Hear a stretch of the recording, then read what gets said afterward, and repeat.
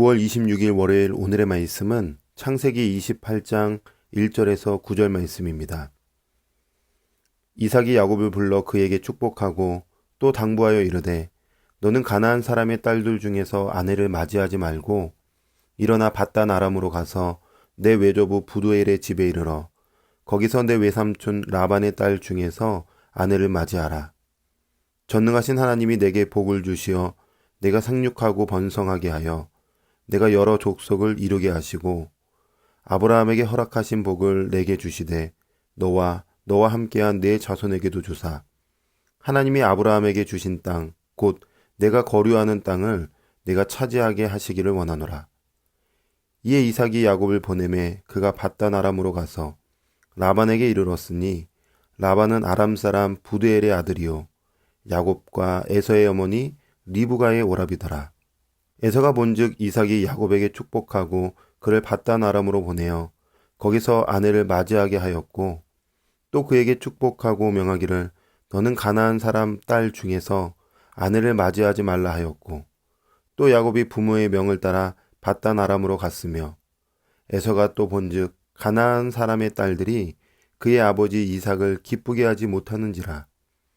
이에 에서가 이스마엘에게 가서 그 본초들 외에 아브라함의 아들 이스마엘의 딸이요 느바요스의 누이인 마할랏을 아내로 맞이하였더라. 아멘. 오늘 본문의 말씀은 약속의 길을 따르는 야곱과 약속에서 멀어지는 에서에 관한 말씀이 기록되어 있습니다. 우리가 잘 아는 것처럼 창세기 27장 28장은 에서와 야곱의 이야기가 펼쳐지는데 핵심이 장자권, 즉 복에 대한 투쟁이 기록되어 있습니다. 당시 장자권은 모든 것을 상속받을 수 있는 상속권이 되는 것이고 영적으로 보면 그 구속사를 통하여 메시아가 오시게 되는 엄청난 축복의 의미가 있습니다. 그런데 이삭이 에서에게 주려고 하는 그 축복을 야곱이 아버지와 형을 속여서라도 얻으려고 하는 이야기가 쭉 나오죠. 이 축복이 너무나도 중요하기에 발각될 경우 아버지의 불쾌, 형의 분노를 동시에 직면해야 했음에도 야곱은 그 축복을 너무 받고 싶었던 거예요. 갈망했던 거죠. 결국에 얻어냅니다. 결국 아버지의 축복을 받은 야곱은 외삼촌이자 장차 장인이 될 그 하란, 라반의 집으로 도망가서 이제 아내를 얻게 되는 이야기가 쭉 이어질 것입니다. 그래서 오늘 본문의 말씀을 주목해 보면 아내를 얻는, 즉 결혼에 대한 이야기가 기록되어 있어요.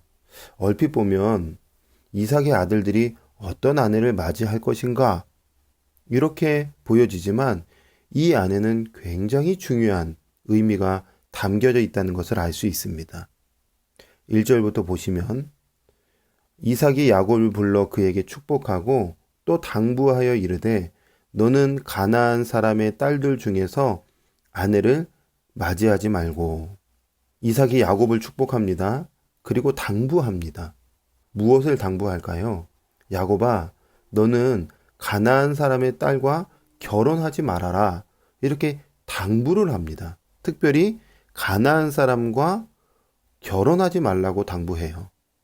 왜 이런 당부를 할까요? 먼저는 형 에서가 가나안 사람의 딸과 결혼했기 때문에 그렇습니다.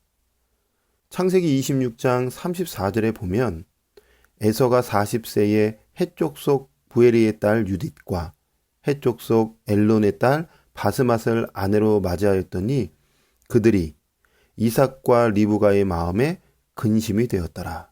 아멘. 가나안 사람의 혼인은 이삭과 리브가의 영을 쓰리게 했습니다. 근심케 했습니다. 고통스럽게 했던 것입니다.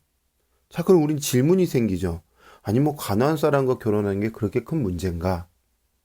그런데 하나님께서 아브라함에게 하신 약속을 마음에 잘 새긴다면 엄청난 중요한 사건이 되는 것입니다. 창세기 15장 12절에서 21절에 보면 하나님께서 아브라함에게 찾아오세요. 그리고 말씀하세요. 약속하시죠. 아브라함의 후손들이 애굽에서 400년 동안 종으로 있다가 4대 만에 가나안으로 돌아온대요. 그런데 돌아올 때 그냥 돌아오는 것이 아니라 그 가나안 사람들의 죄를 이스라엘 백성들이 심판할 것이라고 말씀하세요. 즉, 가나안 땅은 400년 뒤에 심판을 받게 된다는 것입니다. 하나님의 공의가 이스라엘을 통하여 이루어질 거라는 것입니다. 가나안 땅에 끊임없이 기회를 주지만 우상 숭배의 나라가 될 것이고 결국에는 심판받는, 진멸당하는 엄청난 심판이 가나안 땅에 임하게 될 것입니다. 그 약속을 받은 아브라함이 아들 이삭을 가나안 사람과 결혼시킬 수 없겠죠. 섞이면 큰일 나니까 결국에 이삭을 가나안 땅이 아니라 다른 땅에 있는, 즉 밧단 아람의 땅에 있는 그 여인을 찾아서 결혼시키는 겁니다. 아들 이삭도 그 에서와 야곱, 그 아들들이 가나안 사람과 결혼하지 않기를 원하죠. 그런데 지금 상황은 어떻습니까? 이삭과 리브가의 마음이 근심이 있습니다. 왜냐하면 아들 에서가 가나안 사람과 결혼했기 때문에 그렇습니다. 자, 이런 상황에서 야곱이 속여서 장자권을 받았다 할지라도 야곱만큼은 결코 가나안 사람의 딸과 결혼시킬 수 없었던 것입니다. 왜냐하면 하나님 나라를 향한 거대 계획은 그 하나님의 약속을 붙잡고 그 약속을 신뢰하며 걸어갈 때에 결국에 그 후손들은 제사장 나라 거룩한 백성이 되기 때문에 그런 것입니다. 자, 문제는 에서는 그 약속을 붙잡지 않은 거예요. 약속을 기억하지 않은 거예요.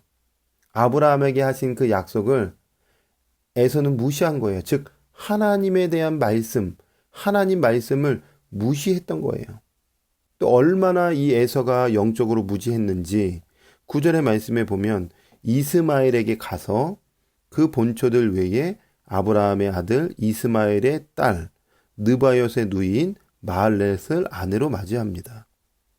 그러니까 무지했다는 것입니다. 반대로 야곱은 어떻습니까?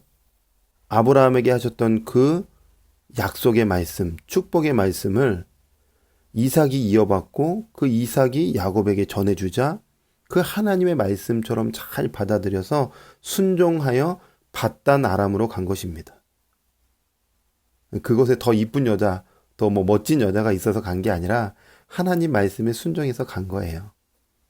여러분, 이삭에 대한 야곱의 순종은 하나님 말씀에 대한 순종이었죠. 자, 믿음의 성도 여러분, 오늘 말씀은 단순히 누구와 결혼하느냐가 아닙니다. 결국에 아주 중요한 말씀에 순종하느냐, 불순종하느냐, 섞이느냐, 섞이지 않느냐, 구별됨을 힘써 지키느냐, 그렇지 않느냐, 영적인 문제죠. 오늘도 우리는 치열한 신자의 삶을 살아낼 것입니다. 세상은 끊임없이 우리 생각과 감정과 영혼을 유혹하고 덮으려고 합니다. 섞여도 돼. 네 멋대로 살아도 돼. 이렇게 끊임없이 방해하는 거예요. 로마서 12장 2절에 분명히 말씀합니다. 너희는 이 세대를 본받지 말고 오직 마음을 새롭게 함으로 변화를 받아 하나님의 선하시고 기뻐하시고 온전하신 뜻이 무엇인지 분별하도록 하라. 아멘. 이 말씀 붙잡고 우리도 약속의 말씀 의지하여 분별력 있게 살아야 하는 것입니다. 하나님 나라의 백성의 정체성을 바로 하고 분별력을 가지고 구별된 삶을 살아내는 은혜가 저와 여러분의 삶 가운데 있기를 원합니다. 늘 말씀을 가까이 하고 오늘도 이 말씀 어떻게 순종할까 고민하고 세상과 섞이지 않고 구별되어서 하나님의 기쁨의 백성이 되는 저와 여러분이 되기를 주님의 이름으로 축원합니다. 아멘. 하나님 감사합니다. 오늘도 귀한 말씀 우리에게 주셔서 감사합니다. 하나님 말씀 늘 기억하며 그 말씀에 순종하며 살아가게 하여 주시고 세상과 섞이지 않고 예수 그리스도께 붙잡힌 바 되어서 오직 예수님 안에 살아내는 복된 하루가 될 수 있도록 은혜 베풀어 주시옵소서. 감사드리며 예수님의 이름으로 기도합니다. 아멘.